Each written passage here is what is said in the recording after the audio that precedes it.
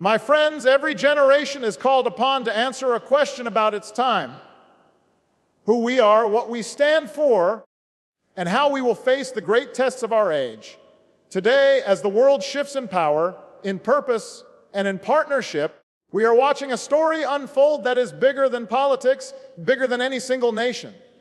It's the story of India, its courage, its conviction, and its confidence in daring to stand tall, even before the most powerful nations in the world.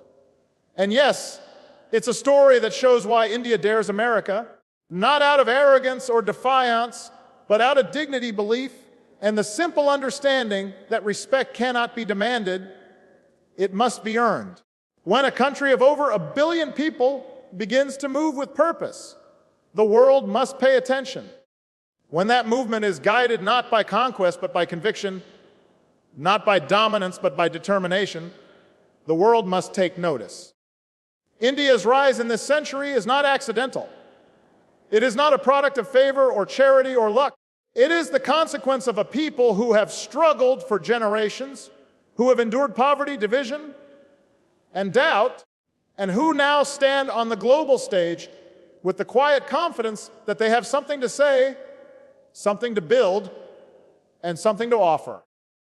To understand why India dares America, we must understand the nature of daring itself. True courage is not found in loud proclamations or chest-thumping bravado.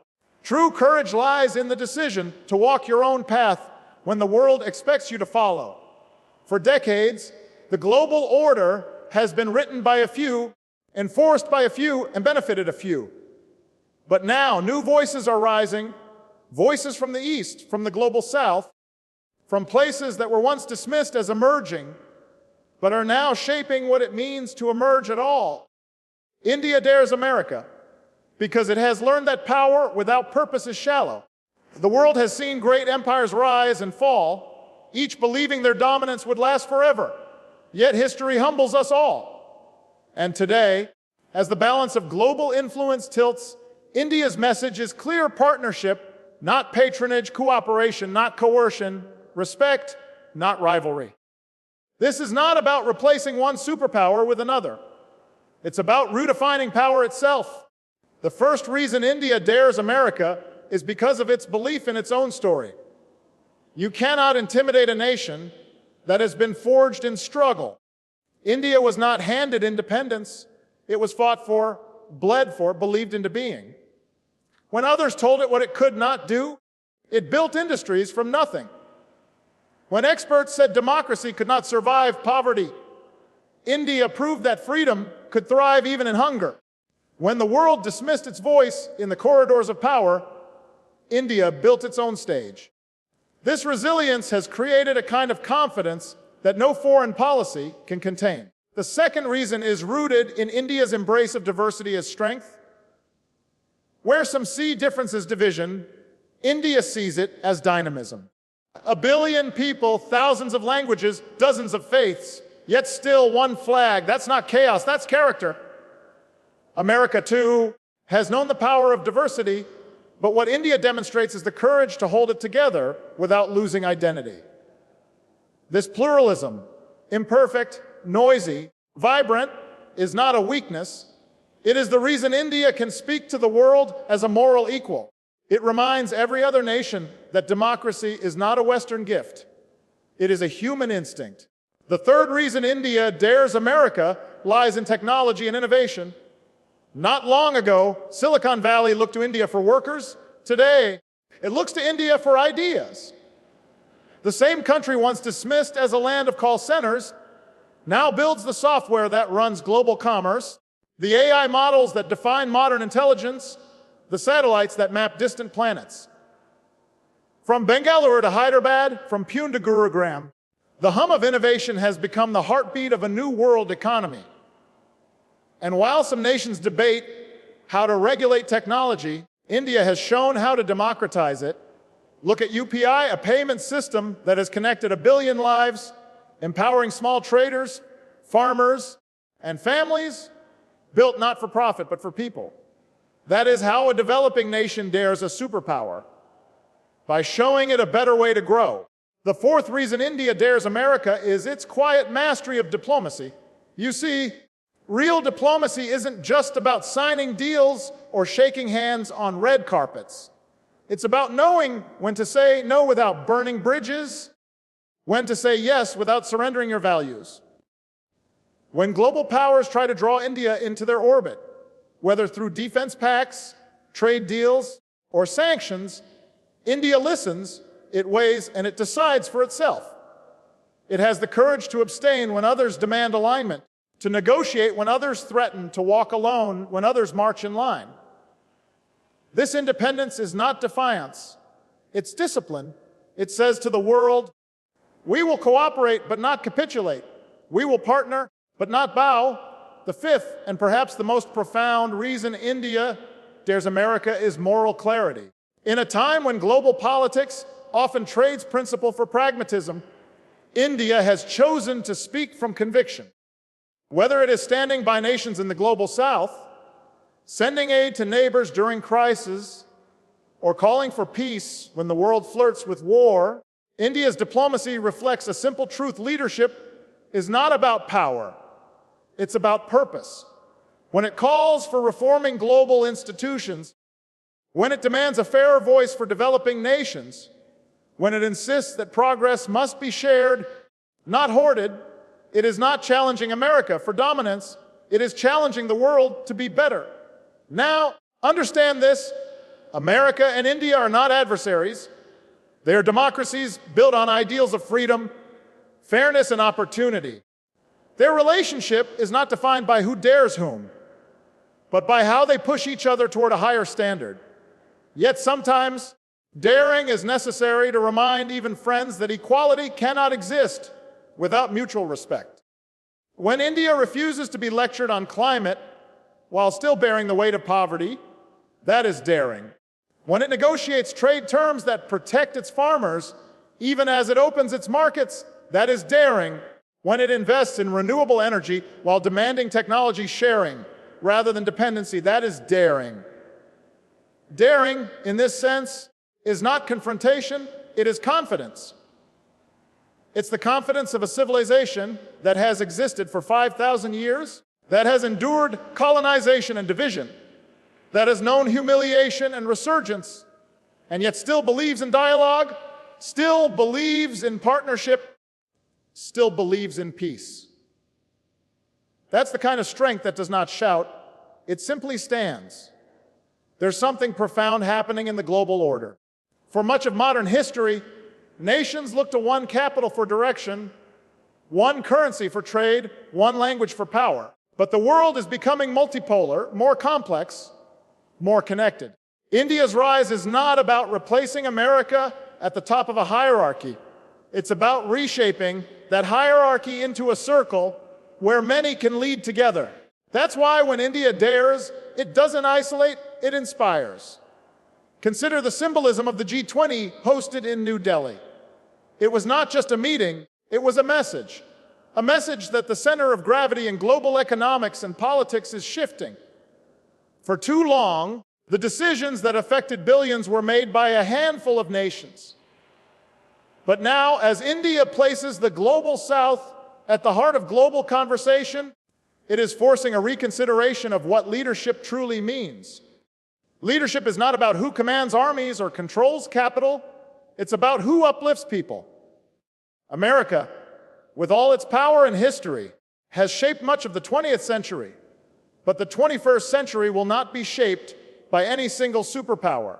It will be shaped by collaboration among nations that believe in shared progress. And in that future, India dares not to dominate, but to redefine how power behaves. To the ordinary American who looks across the ocean and wonders why this matters, the answer is simple. When India dares, the world becomes fairer. When a developing nation insists on fair trade, on equal technology access, on sustainable growth, it sets a precedent that uplifts everyone. When India invests in African nations, when it shares its vaccines, when it lends digital infrastructure instead of debt, it sends a signal that global cooperation does not have to be a game of winners and losers. It can be a partnership of equals. And yet, make no mistake, daring comes with a cost. India faces pressures, criticisms, and challenges from every direction. It must navigate the push and pull of great powers, the demands of development, the expectations of a restless youth, and the scrutiny of a watching world. But that's what makes its story remarkable, because even under pressure, it chooses principle. Even in uncertainty, it chooses independence. Even when the world doubts, it chooses hope. Some say that India's daring will fade as its responsibilities grow. That as it becomes wealthier, more integrated, more powerful, it will fall into the same traps of dominance and division. But the true measure of a nation's character is not how it acts when it is weak, but how it behaves when it is strong. If India can hold on to its humility even as it gains influence, if it can lead with empathy rather than ego, if it can balance growth with justice, then its daring will not just reshape global politics, it will redefine them. Think about the symbolism of this moment. A century ago, India was a colony. Today, it is a voice for the voiceless. 100 years ago, it was exploited for resources. Today, it shares resources with others.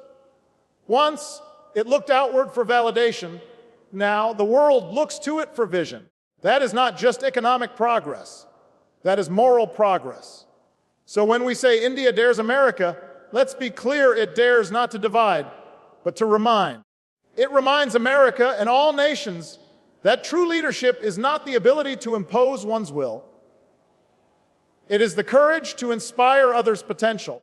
It reminds the world that democracy cannot be exported. It must be lived. It reminds us that the greatest strength a nation can have is not the size of its military or its economy, but the integrity of its purpose. There's an old saying that courage is not the absence of fear, but the decision to move forward despite it. India's daring comes from that kind of courage. The quiet, steady conviction that says, we will find our own way. And when 1 billion people believe that, the world cannot remain the same. Perhaps that's what unsettles some and inspires others. Because a nation that knows who it is cannot be manipulated. A people who know their worth cannot be silenced. And a civilization that has seen centuries come and go cannot be intimidated by a moment. So yes, India dares America. But more than that, it dares the world to be better.